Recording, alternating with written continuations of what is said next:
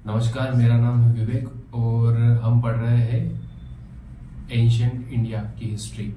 Last time हमने पढ़ा था उत्तर वैदिक काल के बारे में और आज का हमारा जो टॉपिक है वो हम पढ़ेंगे कि 600 से 300 बीसी, ये जो 300 साल का जो टाइम पीरियड था इसमें क्या क्या हुआ।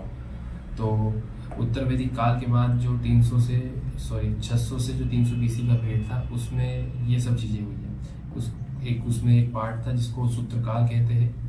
उसके बाद महाकाव्य काल आया, फिर आया महाजनपद काल, फिर कुछ विदेशी आक्रमणकारी आए, फिर जैन और बौद्ध धर्म का उदय हुआ। तो ये सब चीज़ें हुई थी इन 300 साल में। तो इनकी बात करते हैं। हम शुरू करते हैं सूत्रकाल से। सूत्रकाल, देखिए सूत्रकाल, ये इसकी जानकारी जो मिलती है वो सूत्र साहित्य से मिलती है। सूत्र साहित्य से सूत्रकाल की जानकारी मिलती है। इसके अंदर थे 6 वेदांग और 4 उपवेद। 6 वेदांग जो है इनको बोलते हैं स्कूल्स बोलते हैं। ठीक है, चलो अभी इन 6 वेदांग और 4 उपवेद इनकी चर्चा कर लेते हैं। दो 6 वेदांग थे, इनको हम समझते हैं पहला, दूसरा, तीसरा, चौथा, पांचवा और छठा। तो जो पहला जो वेदांग था उसका नाम था शिक्षा। इसको दिया था वामज्य ने। शिक्षा वेदांग के अंदर क्या होता था कि जो वैदिक जो शब्द जो होते थे उनका किस प्रकार से राइट उच्चारण होता था उसके बारे में बताया गया है। दूसरा जो वेदांग है वो है कल्प। मैं एक बार सारे वेदांग लिख लेता हूँ। कल्प, फिर था तीसरा व्याकरण, उसके बाद चौथा था निरुक्त,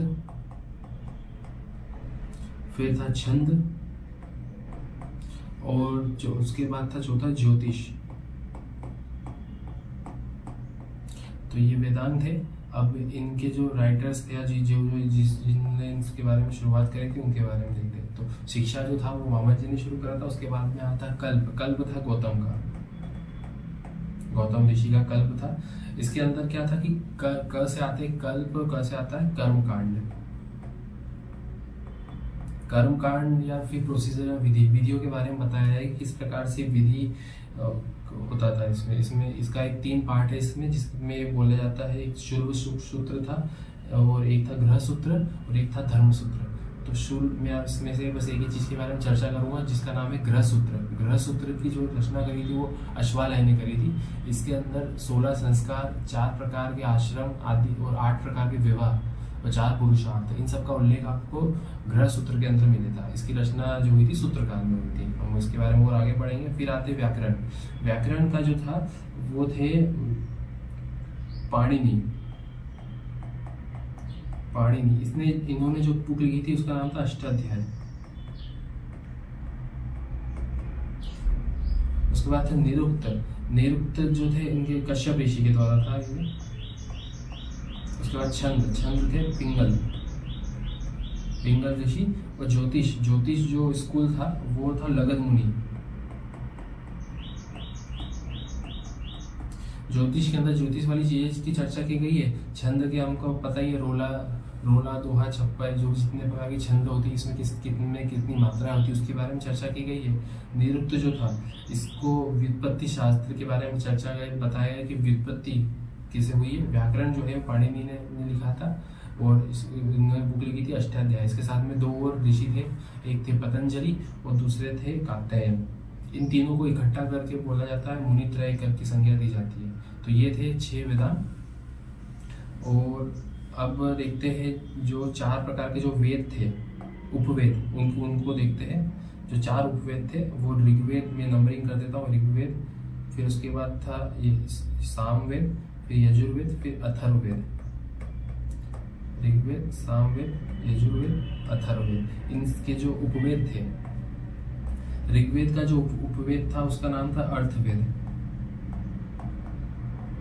और सामवेद का था गंधर्ववेद।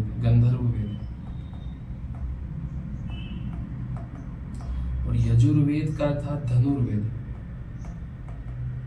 और अथर्ववेद का थे आयुर्वेद। और आयुर्वेदी याद रखो, वही इंपॉर्टेंट है। तो जो हमने अभी देखे 6 वेदांग देखे और 4 उपवेद देखे, ये सब की रचना हुई थी सूत्र काल में। अब और देखते हैं और आगे क्या क्या हुआ सूत्र काल के अंदर। 6 वेदांग और 4 उपवेद के बाद अब हम चर्चा करते हैं सूत्रकाल में आर्थिक और सामाजिक और धार्मिक जीवन किस प्रकार का था। इसमें आर्थिक गतिविधियां हुई थी, इसमें सिक्कों का प्रचलन हुआ था और जो सिक्के थे वो आहत सिक्के मतलब पंच मार्क वाले सिक्के होते थे जिसमें आपको थोड़ा प्रेशराइज करके उसको एक आकृति दी जाती थी और ये हमेशा चांदी के बनते थे। चांदी की इसलिए कि चांदी जो थी वो सॉफ्ट प्रकार की धातु होती थी और सोने का उपयोग नहीं किया जाता था उसमें ज़्यादा। सिक्कों का प्रचलन हुआ मतलब कहीं ना कहीं क्या हुआ कि बार्टर सिस्टम बंद हो गया, वस्तु विनिमय प्रणाली में उन्होंने अब एक मुद्रा आ गई, सिक्के आ गए और जो व्यापार था व्यापार बढ़ा क्योंकि सूत्रकाल में और भी क्या चीज हुई कि जो जनपद थे वो बड़े होकर महाजनपद बन गए। 16 जो महाजनपद है जिनकी चर्चा हम आगे करेंगे। तो इनके बीच में हुआ व्यापार में वृद्धि हुई। इसके जो सबूत मिले वो मिले, कॉइन से मिले, ट्रेड पॉइंट्स मिले, सिटीज बनी, बंदरगाह बने। वेस्टर्न घाट पे एक भरूच करके जगह है वो भी जो फर्स्ट टाइम यहीं पे ट्रेड होना शुरू हुआ था। उसके अलावा क्या होता है एक श्रेणी संगठन बना। श्रेणी मतलब जो भी ट्रेडर्स होते थे उनका जो लीडर होता था या उस पर्टिकुलर ग्रुप को श्रेणी बोला जाता था। आगे चलकर ये श्रेणी सेट्टी बना और सेट्टी से भी सेठ, जो आज की तारीख में जितने भी सेठ होते हैं ये ग्रुप ऑफ ट्रेडर होता है और इनका जो हेड होता था उस समय उसका नाम था सातवार होता था। ये क्वेश्चन पीएससी में आया गया है कि यार सातवार का मतलब क्या होता है, तो उस श्रेणी संगठन का हेड होता है वो होता है। उसके बाद इसका जो सामाजिक संगठन था वहाँ पे एक जो की पॉइंट है वो है कि जाति व्यवस्था प्रारंभ हो गई थी यहाँ पे। इसके पहले ऋग्वेदिक काल जो था और उत्तर वैदिक काल जो था इन दोनों पीरियड में जाति व्यवस्था नहीं थी, वर्ण व्यवस्था थी पर जाति व्यवस्था नहीं थी। जाति व्यवस्था का मतलब क्या था कि जिसका जो आधार कर्म से ना होकर जन्म के आधार पर हो गया था। जो टॉप के जो 3 थे ब्राह्मण क्षत्रिय वैश्य, इनको तीनों को मिलाकर द्विज की संज्ञा दी जाती थी और शूद्रों को अलग माना जाता था। और एक अस्पृश्यता का मतलब कंसेप्ट निकल गया है यहाँ पे। उसका वो ओरिजिनेट इस प्रकार से हुआ था प्रतिलोम विवाह से। प्रतिलोम विवाह मतलब एक उच्च वर्ण की कन्या और एक निम्न वर्ण का पुरुष, इनका जो विवाह होता था तो उसे प्रतिलोम विवाह कहा जाता था। और इसमें अगर एक महिला अगर ब्राह्मण वर्ण की है और पुरुष शुद्ध वर्ण का है तो इनसे जो उत्पन्न होगा जो पुत्र उसको चांडाल बोला जाएगा, जिनको ये अस्पृश्यता से ट्रीट किया जाता था। और इसमें स्त्रियों की दशा और खराब हुई कंपेयर टू ऋग्वेदिक काल और उत्तर वैदिक काल। और जो धार्मिक जीवन था, देखिए हमने अभी गृह सूत्र के बारे में देखा। गृह सूत्र जो लिखा अश्वालय ने लिखा जिसके अंदर 4 प्रकार के आश्रम, 4 पुरुषार्थ, 16 संस्कार और 8 विवाह, इनकी चर्चा की गई है। तो ये हमने देखा सूत्रकाल। अब अगले हम देखेंगे महाकाव्य और